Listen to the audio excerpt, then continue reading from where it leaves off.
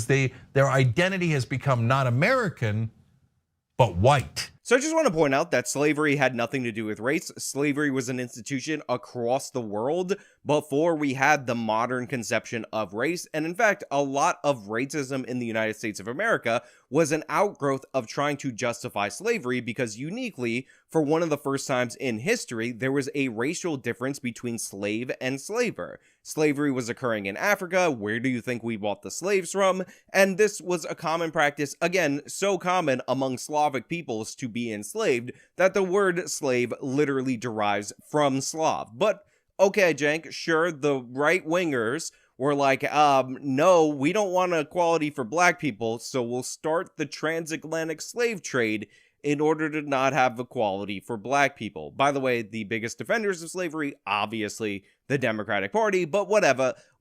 It was the right wing, even though Woodrow Wilson was the president during the progressive era, and he's the one who screened Birth of a Nation, which jump-started the KKK again in the United States of America, which became the militant arm of the Democratic Party, and this was the progressive era of the Democratic Party, whatever. The right wing did it. Right-winger Woodrow Wilson, with the income tax that he promised to only use on the rich and all these other things that the left loves about him, definitely king racist. The Princeton Ivy League progressive era president, definitely right-wing evil, right-wing racist. You remember, the right wing never cared about democracy. And they showed it on January 6th. Where were you January 6th? I was at a car dealership looking at a car. I was trying to buy a car, but then the guy tried to tell me that frame damage was not actually serious damage to a vehicle. And when I was thinking about this frame damage in this vehicle and this person lying to me, I looked up on my TV and I saw our republic getting frame damage. Because January 6th was truly the darkest day in American history where our republic fell. Oops, I accidentally showed you guys an image of one of the random days of the Black Lives Matter riots. My bad. I really just January 6th. Where were you? Let me know in the comments down. Where were you January 6th? Let me know in the comments down. Where were you? That's why, because their identity has become not American, but white. What can you say for this level of analysis in terms of politics? The identity has become American but not white. By the way, Jank in other videos will say that the American identity is white. That's what he says about Make America Great Again, how it's a code word for make America white, evil, and racist again,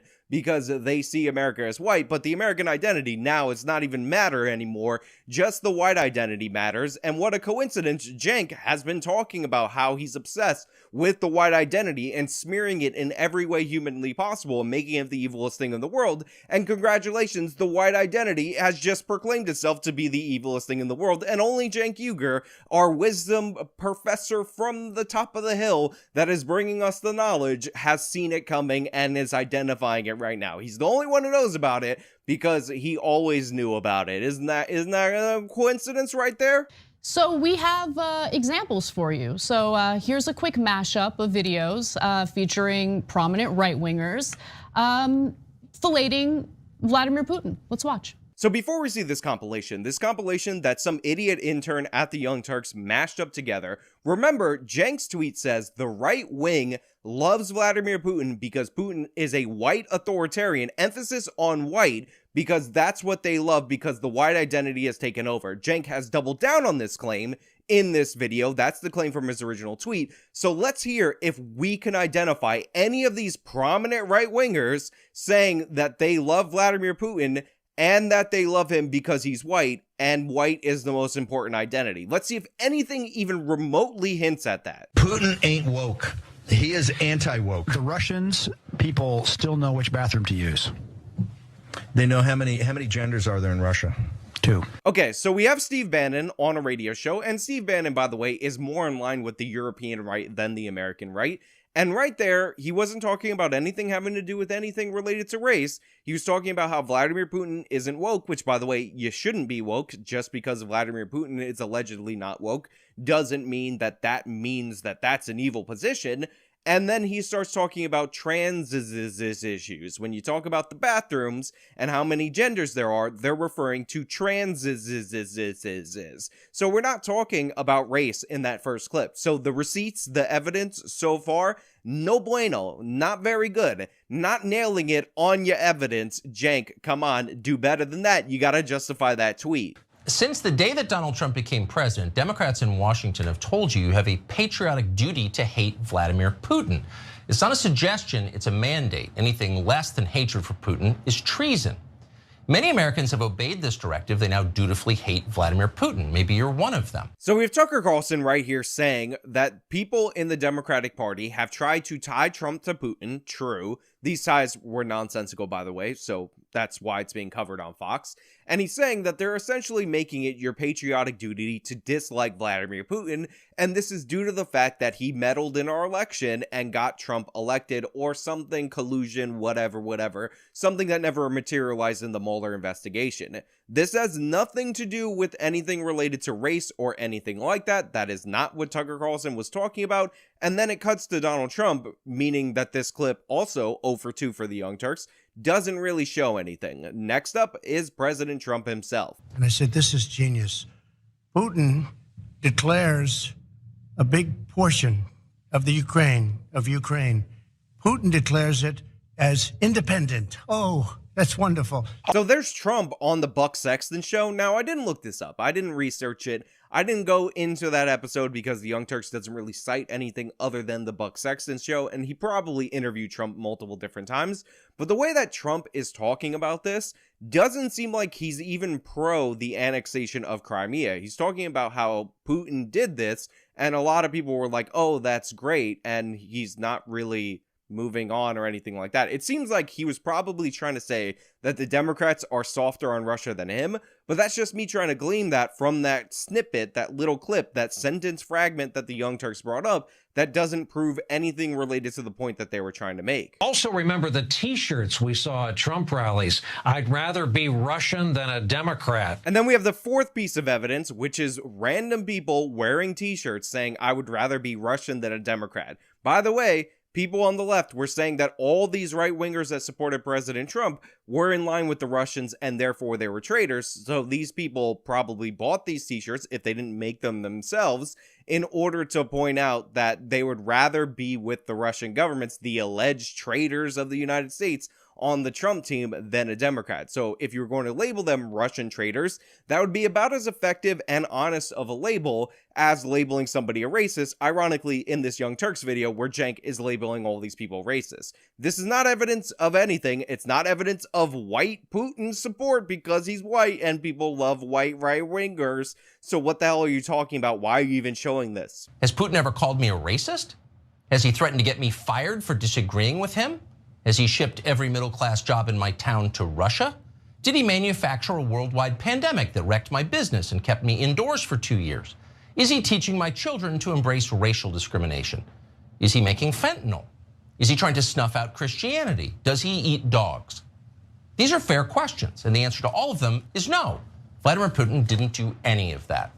So why does permanent Washington hate him so much? So they just cut off Tucker Carlson right there before he was going to get into actually talking about Vladimir Putin. You see, what he was doing there was talking about how there are domestic issues, aka more pressing matters to the everyday American than the foreign policy issues with the Russian government, with the Russian Federation, with Vladimir Putin, that are more important and cause more problems. More people's lives are negatively affected by the left wing trying to cancel you, label you racist, get you fired, and get Tucker Carlson specifically fired for not believing the correct progressive positions, then Vladimir Putin is actually having impact on their day-to-day lives.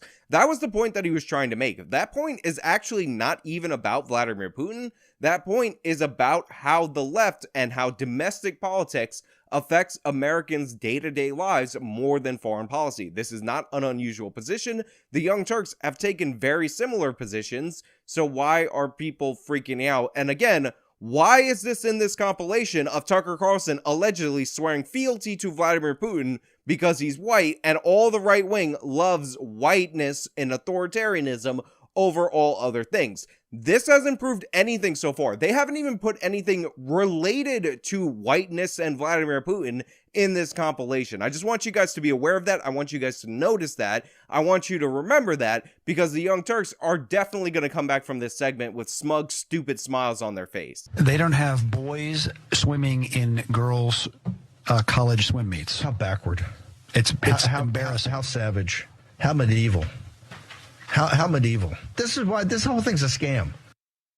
So they cut back to Steve Bannon on this show, and by the way, I just realized that this compilation, whatever stupid intern put this together, literally only has 4 clips, and it's just broken up to give the illusion that there's more evidence than there actually is. And what is Steve Bannon and this other guy talking about as soon as they cut back to the same conversation, because the Young Turks have a lazy editor, and they're buffoons who don't even realize that their compilation has nothing to do with Cenk's tweet?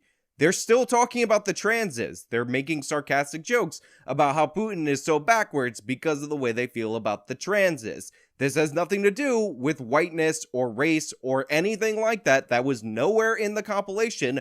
0 for 4 for the 4 clips, even if you break it up into 8 or 9 by cutting the same clips because you have a lazy editor. No evidence at all. So there you have Eric Prince and Steve Bannon talking about how awesome Putin is because he doesn't believe in treating people who are different than they are, or have different lifestyles, different identities than them as you know, equals. So I just want to point out, because you might be confused, you might be a little bit disturbed by what's being said, and you might think I'm actually cutting 2 separate videos together and talking about the second video instead of the first one. Trust me, this is the same video. This is the same segment. They just showed that compilation that was supposed to prove that the right wing supports Putin because he's white, and the white identity has taken over the right wing.